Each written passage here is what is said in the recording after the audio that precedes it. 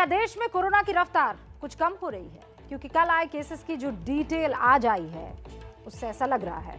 इसके अलावा आज भी देश के कई हिस्सों से पिछले कुछ दिनों की तुलना में कम केसेस रिपोर्ट हुए हैं। जैसे दिल्ली और मुंबई में यहाँ लगातार केसेस कम हो रहे हैं। आज मुंबई में सिर्फ 5,956 नए मामले दर्ज हुए। दिल्ली में पिछले 24 घंटे में 12,527 नए मामले आए हैं। दिल्ली में संक्रमण दर जो है वो घटकर 27.99% हो गया है। इसके अलावा कर्नाटक में आज 27,156 केसेस आए हैं। कल 34,000 से ज्यादा केसेस आए थे। लेकिन अगर इन कम होते केसेस को आप कोरोना की तीसरी लहर का पीक मान रहे हैं तो बहुत बड़ी गलती कर रहे हैं, क्योंकि बहुत से हिस्सों में केसेस लगातार बढ़ रहे हैं। जैसे गुजरात, यहाँ कल 10,000 के करीब केसेस आए थे, आज 12,753 नए केसेस आए हैं। केरल में एक बार फिर से केसेस बढ़ रहे हैं, आज 22,946 नए केसेस केरल में आए हैं। इसके अलावा एक्सपर्ट्स भी ये कह रहे हैं कि इन कम होते केसेस को पीक मानने की गलती हमें नहीं करनी है, बल्कि अभी भी सावधानी बरतने की बहुत ज्यादा जरूरत है। और यही वजह है कि आज मास्टर स्ट्रोक की कवर स्टोरी इसी पर आधारित। 14 जनवरी को भारत में केस आए 2,68,833। 15 जनवरी को यह संख्या बढ़ी और केस आए 2,71,000 से ज्यादा। और 16 जनवरी को भारत में केस घटे और 2,58,000 के करीब केस आए। इसलिए यह सवाल उठे कि क्या भारत में तीसरी लहर का पीक आ गया? क्या तीसरी लहर खत्म होने की कगार पर है?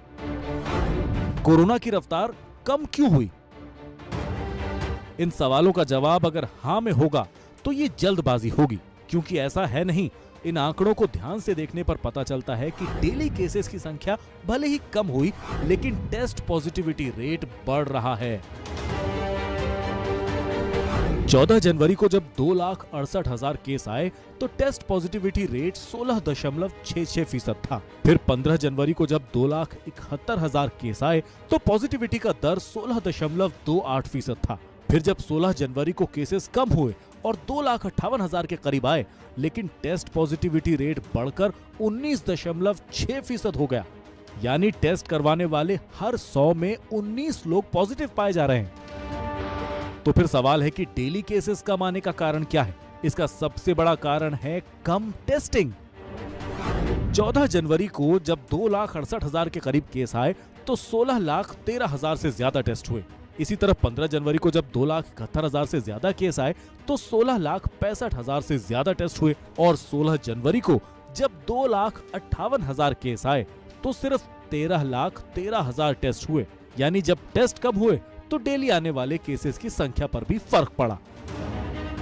पर सवाल ये भी है कि आखिर लोग टेस्ट कम क्यों करवा रहे हैं? वैसे शनिवार और रविवार को देश भर में टेस्टिंग कम देखने को मिलती है। वैसे ये भी सच है कि आईसीएमआर की नई गाइडलाइंस के आने के बाद देश भर में टेस्टिंग में कमी आई है। आईसीएमआर की नई गाइडलाइंस के मुताबिक जो एसिम्प्टोमेटिक हैं, उन्हें टेस्ट करवाने की जरूरत नहीं है। संक्रमित के संपर्क में आए लोगों का भी टेस्ट जरूरी नहीं है। दूसरे राज्यों में जाने वाले लोगों का भी टेस्ट जरूरी नहीं है। इन सब के अलावा यह भी देखने को मिल रहा है कि लोग टेस्ट ना करवाकर होम आइसोलेशन में रहकर अपना इलाज करवा रहे हैं, क्योंकि वो ये मानकर चल रहे हैं कि 4-5 दिन में ठीक हो जाएंगे। हालांकि ये भी देखने को मिला है कि कोरोना महामारी की आर वैल्यू भी कम हो रही है। सबसे पहले ये समझिए कि आर वैल्यू होती क्या है। आर वैल्यू का मतलब है एक कोविड पॉजिटिव व्यक्ति कितने लोगों को संक्रमित कर सकता है। मसलन अगर आर वैल्यू 4 है तो मतलब एक व्यक्ति 4 लोगों को संक्रमित कर सकता है।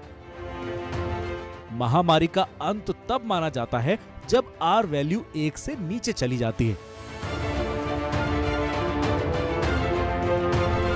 आईआईटी मद्रास की स्टडी में पता चला है कि भारत में 25 दिसंबर से 31 दिसंबर वाले हफ्ते में आर वैल्यू 2.9 थी, जो 1 जनवरी से 6 जनवरी तक 4 हो गई और 7 से लेकर 13 जनवरी तक देश की आर वैल्यू घटकर 2.2 हो गई है। यानी संक्रमण की रफ्तार कम हो रही है। यही वजह है कि दिल्ली, मुंबई जैसे महानगरों में केसेस में अब गिरावट दर्ज की जा रही है। सबसे पहले दिल्ली का डेटा देखते हैं। 13 जनवरी को दिल्ली में एक दिन में 28,800 केस आए, जो 14 जनवरी को घटे और एक दिन में 24,000 के करीब केस आए। 15 जनवरी को 20,700 के करीब और 16 जनवरी को 18,000 के करीब केसेस सामने आए। इसी तरह मुंबई में भी केस लगातार कम हो रहे हैं। मुंबई में भी 13 जनवरी को 13,700 केस आए थे। 14 जनवरी को कम हुए केसेस और 11,300 के करीब मामले सामने आए। 15 जनवरी को करीब 10,600 मामले सामने आए और 16 जनवरी को और कम होकर केसेस 7,800 ही रह गए।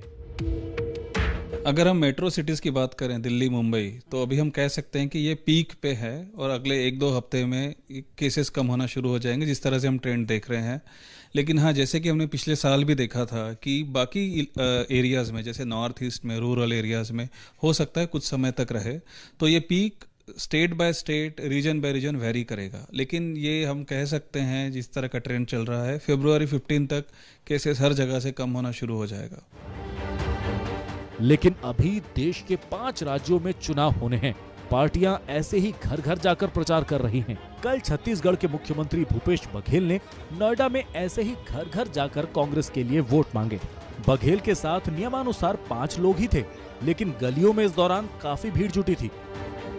अब उनके खिलाफ एफआईआर दर्ज हुई है। मुझ पे कार्रवाई हुई, अच्छा किया आपने, लेकिन और लोग जो कर रहे हैं, भारतीय जनता पार्टी के लोग, उस पर कार्रवाई क्यों नहीं हो रही है? और 5 दिन से कर रहे हैं। मैं तो कल गया, फिर आप उत्तर प्रदेश जा रहे हैं? फिर जाऊंगा। आखिर चुनाव है, हम राजनीतिक दल के लोग हैं, तो हम लोग प्रचार नहीं करेंगे तो क्या करेंगे? तो निर्वाचन आयोग को बताना चाहिए, फिजिकली जाके बताना चाहिए कि इस प्रकार से होगा प्रचार, वो करके बता दें, हम लोग वैसे ही करेंगे। डर इस बात का भी है कि जैसे ही इन पार्टियों को बड़ी बड़ी रैलियां करने की इजाजत मिलेगी, तुरंत कोरोना की रफ्तार फिर से बढ़ सकती है।